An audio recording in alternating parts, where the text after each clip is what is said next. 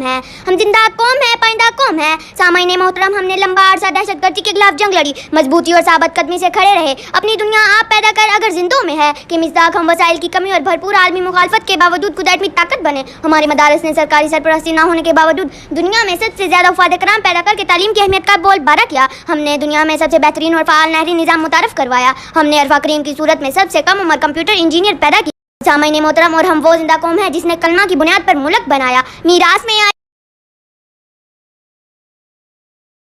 दुनिया के अव्वल दर्जे की पाक फजाइया है। पाकिस्तान दुश्मन फौजी को पकड़कर बुखार और आफियत वापस भेजना हो, इंडिया को चंद मिनटों में एयर स्ट्राइक का जवाब देना हो, या फिर अपने वतन की इज्जत व वकार के लिए राशिद मिन्हास का त्यारों को अपने वतन में गिराकर शहादत पर लेना हो, यह जिंदा कौम की निशानी है। जिंदगी जिंदा दिली का नाम है, जिंदगी जिंदा दिली। मौजू है हम जिंदा कौम है और मैं इसकी मुखालफत में आया हूँ। सामाईने मोहतरम, बात दलील से होगी। पहली दलील, हम हज और उम्रे में तो पहले नंबर पर हैं, मगर ईमानदारी में भी शर्मनाक मुकाम पर हैं। हम किरात करने में तो पहले नंबर पर हैं, मगर टैक्स चोरी करने और ज़कात ना देने में भी पहले नंबर पर हैं।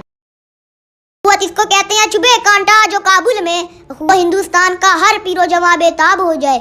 सामाईने मोहतरम, हम एटमी ताकत होने के बावजूद कश्मीर, फलस्तीन और आफिया सिद्दीकी कौम की बेटी के मामले में खामोश तमाशाई बने हुए हैं। तेल, गैस, कोयला और महंगी मादनियात के मालिक होने के बावजूद मकरूज कौम है। हम अफरादी कुव्वत में दुनिया में पहले नंबर पर हैं, मगर अनपढ़ और गैर महारत याफ्ता हैं। हम यूनिवर्सिटियों पर करोड़ों रुपए के बजट खर्च करके फिर भी तालीम से कोसों पीछे हैं, जिस मुल्क की बुनियाद ला इलाहा इल्लल्लाह पर रखी गई। बताएं मुझे, हम कैसी जिंदा कौम है जिसके नौजवान बेरोजगारी की वजह से खुदकशियां करने पर मजबूर हैं। नौजवान तबका अपनी डिग्रियां लेकर धक्के खाते नजर आ रहे हैं। मुझे रोना आता है, मेरा दिल खून के आंसू रोता है। पढ़े लिखे लोग बेचारे पीछे रह गए हैं, हुकूमत जाहिल और गंवार लोगों के हाथों में आ गई है।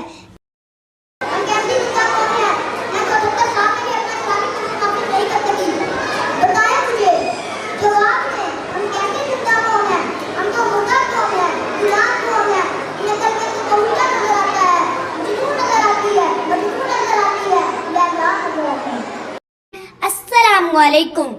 निशान यही है ज़माने में जिंदा कौमों का, निशान यही है ज़माने में जिंदा कौमों का, कि सुबह शाम बदलती हैं इनकी तकदीरें। जिंदा कौम है, हम बचपन से इसी मिली नगमे को सुनते और गाते आ रहे हैं। मैं इस नगमे पर 100% इत्फाक करती हूँ। इस नगमे का मतलब है वो कौम जो मेहनत और खुदारी पर यकीन रखती हो, वो कौम जो जिंदगी का मुकाबला करना जानती हो, वो कौम जो किसी मैदान में किससे कम ना हो, वो कौम जो हर मैदान में आगे आगे हो, वो कौम जो हर तरह की आजमाइशों के बावजूद भी अपनी मंजिल की तरफ रवा धवा हो। सामीन जी वकार, जिंदा कौमें अपनी तारीख से पहचानी जाती हैं। हमारी तारीख ऐसे वाक़या से भरी पड़ी है। हमारी कौम को तो कभी 1947 की हिजरत का सामना करना पड़ा, तो कभी 1947 की 1965 की अचानक जंग का। हमारी कौम को तो कभी कुदरती अफवात का सामना करना पड़ा, तो कभी जंजलों और सैलाबों का। हमारी कौम ने हिम्मत नहीं हारी और हर मौके पर जिंदा कौम होने का सबूत दिया है। ये हमारा जोश है, हमारी शान है, ये हमारा जोश है, हमारी शान है। हम जिंदा कौम है, ये हमारा निशान है।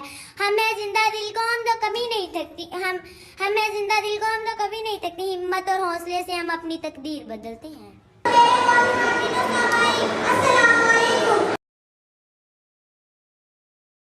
बैठने से कामगार है मैदाने जिंदगी में, नहीं बैठने से कामगार, पाँव टूट जाए यहाँ सर के बल चलो।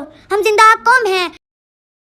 हम बचपन से इस मिली नगमे को सुनते और गाते आ रहे हैं, कभी टीवी पर, कभी 14 अगस्त पर, तो कभी 23 मार्च की तकरीब पर। इस मिली नगमे में बड़ी कशिश होती है, हर एक को अपनी तरफ खींचता है।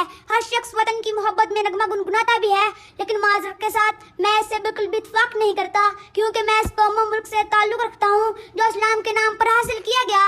लेकिन आज इस मुल्क में इस्लाम सिर्फ बराए नाम रह गया है, और इस्लाम के ठेकेदार बनने के दावेदार लोग भी इस्लाम को अपने मकासद के लिए इस्तेमाल करते नजर आते हैं।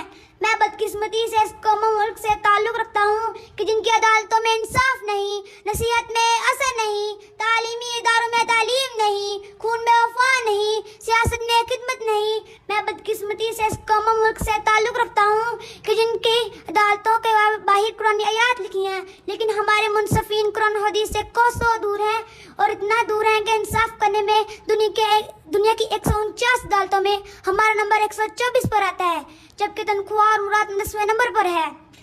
हादसाते वक्त हमसे कर रहे हैं सवाल, हादसाते वक्त हमसे कर रहे हैं सवाल, किस गड़ी ज़र्फ़े बशर का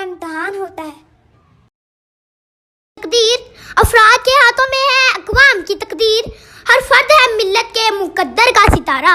हमारी कौम ना सिर्फ जिंदा कौम है बल्कि बहादुर भी है। हमारी कौम का हर फर्द अंजुमन का किरदार अदा करता है। डॉक्टर अब्दुल कदीर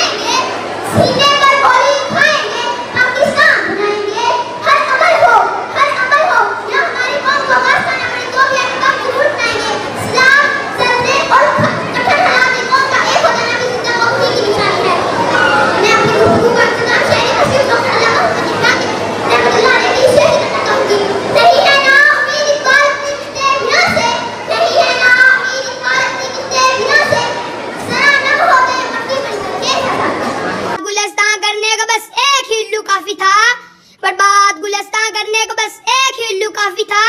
हर शाख पे उल्लू बैठा है, अंजाम गुलस्तान क्या होगा?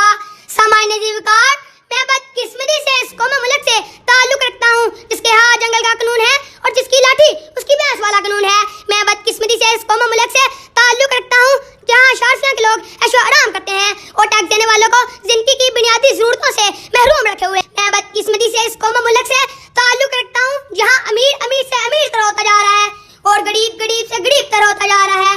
मैं बदकिस्मती से इस कौम मुल्क से ताल्लुक रखता हूँ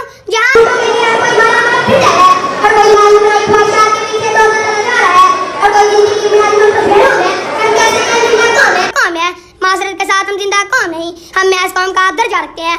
आखिर मैं अपनी कौम के ठेकेदारों से बस यही कहूँगा, तू इधर उधर की ना बात कर, ये बता काफिला क्यों लूटा?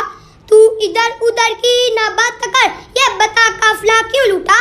मुझे रहज़नों से गिला नहीं, तेरी रहबरी का सवाल है।